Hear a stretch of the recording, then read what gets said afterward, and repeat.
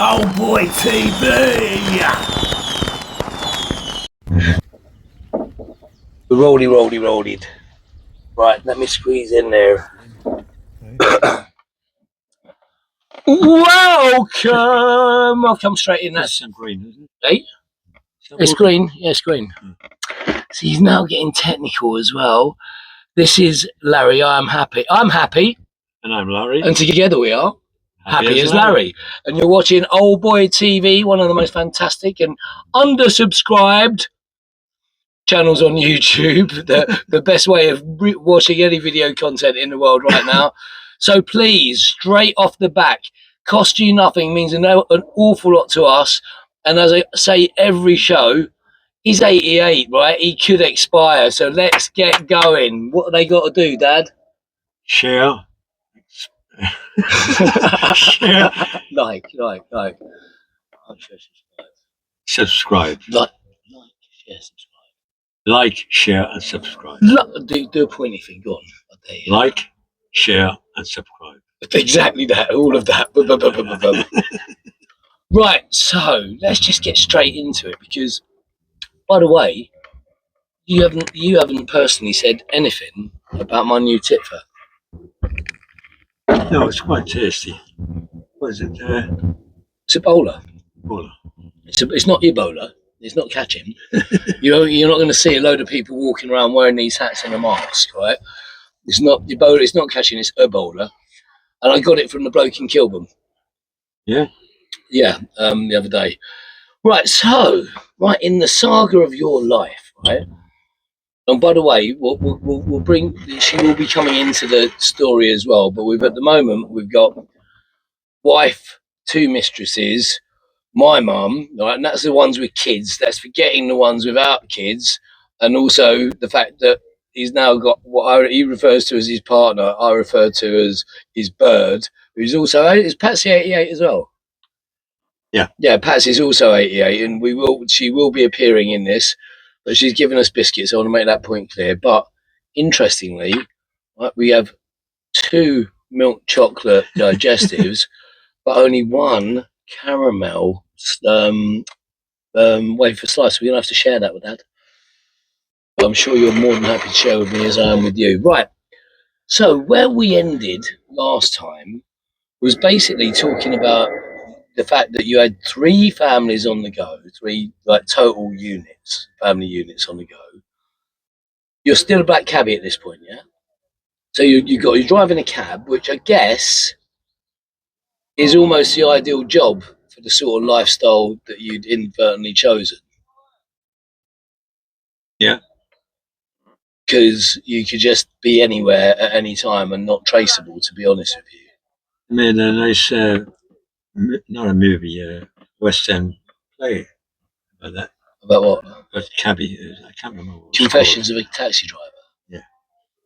There was also movies about walking by day and walking by night, as far as the others. Oh, what? So there was a movie showing you what the blueprint of how you needed to live, of having multiple families on the go. There was also a movie called Confessions of a Taxi Driver, which is basically a porno. Yeah. Which there was when I first started working in film and telly. I worked at a company called Limehouse Studios, which was on Canary Wharf, exactly where the big Canary Wharf Tower is now. And that's where the old Limehouse Studios was. And there was a cab driver that used to sort of once or twice a month pull up around the back of the building where we called it the scene dock, where big stuff would go in and out of the studios, and he'd pull up and park there with different birds and go at it like crazy people. Did you get what about that? Did you? I mean, you get people that old classic thing about, oh, I haven't got enough money for me fare, but I'm sure we could come up with. Well, but let's have some before we get back to the family. Let's have some confessions of a taxi driver. Nothing exceptional. I made a pass at what was the name? Oh God!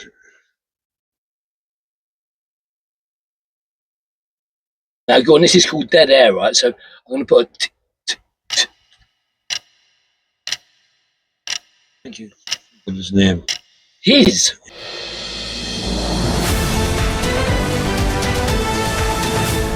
It's a woman. Well, it's a woman. She's a nephew of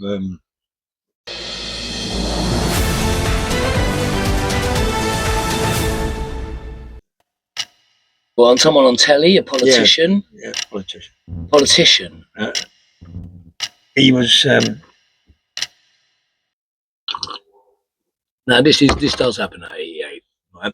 It's not cognitive decline. There's just a lot in there that he's got to go through. You know, it's like opening a box of paperwork and having to go and literally having to go like that to get to it.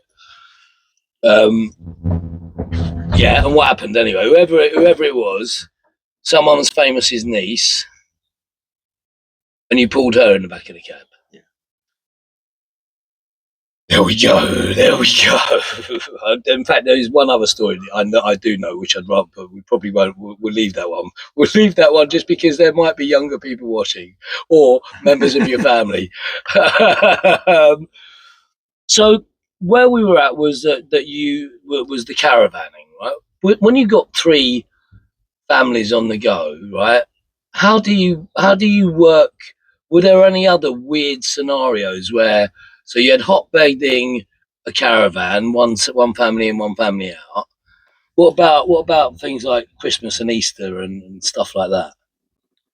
Well, my daughter Tina, who's now passed, called me 3 Christmas dinners because I visited all 3 on Christmas. I did dinner with my wife, and then later on in the afternoon, dinner with Tina, with Lynn, and then Tina with and my then late meal Christmas Day with Tina. So 3 Christmas dinners in one day. I'm so skinny as fuck. That's a miracle. And I guess also, so being a cab driver, and so, but also let's get the musician bit in, because actually it was all, the music you played was all mostly traditional Irish music, correct? And so it was specifically Irish pubs and Irish community centres and Irish events that you were asked to play at, but you were pretty popular. You were like 7 nights a week working often enough, yeah? At one time, I was 6 nights a week. And yeah, it was Monday in the Victoria, Wednesday and Thursday in the Queen's at Crouch End. Queen's Head. Queen's Head. Queen's Head. That's the very first place I ever did stand up, by the way. And then Friday night, Saturday night, Sunday night in pubs. But then towards the end, I gave the pub scene up, and I was playing in places like Bone Church, Wembley. What, big Irish centres? Yeah, the Irish centres. Do they still exist as such? No, there are a lot of them. Oh, excuse me. The Irish centre in back in Kilburn, Quicks Road.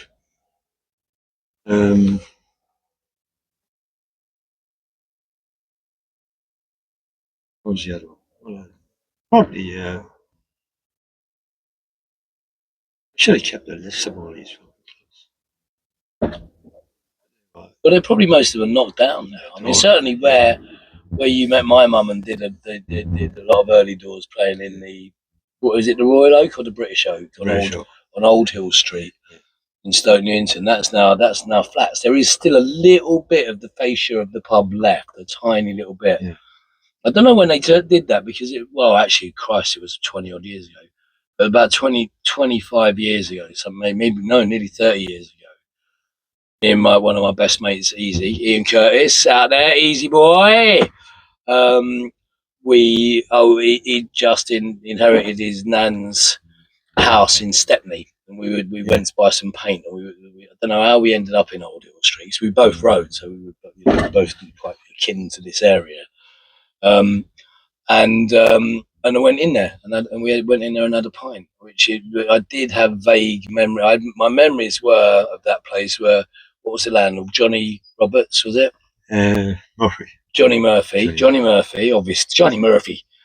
Because my mum used to be a cleaner in that pub. And so in school holidays, I'd go with her and sit on the bar and watch Champion the Wonder Horse with a glass of Lucozade in a bottle that had that yellow plastic paper all the way around it. Remember that? When you bought Lucozade, right? Oh, it had that yellow that's plastic. right. The bottle was wrapped in yellow plastic, and you could only buy it in the chemist. Wow. Lucozade was not in the sweet shop. It wasn't there with like Cresta. It's Ruffy Man. Do you remember that one? With lemonade, white. So it wasn't with the soft drinks. It was with. It was in the chemist. Ribena and Lucozade were sold in the chemist because they're supposedly good for you. I mean, obviously not. You know, it's just sugar and caffeine fundamentally. So with the ability, so you've got all of these places that you're playing at night, which again, people are attracted to the bloke on stage, right? That's just or to the woman on stage. You know, that there is a thing that goes along with that. I know that. So for your pulling sessions on that, easy enough. For disappearing, you got the cab, and also I guess the cab in those days more than now because there wasn't so much competition. People used to still, black cabs were really it, and mini cabs were a bit of a pain in the arse. Black cabs, that was it really. That you the ability, because financially you're running 3 families, but in a cab you can just go out until you've got the money you need in those days. Well, I was actually subsidizing my income with the music. I wasn't really flogging the cab. I never worked a cab at night unless I needed the money. I had to pay insurance or something. I'd go out maybe a little bit late in the evenings, but never done nights. And I could earn good money.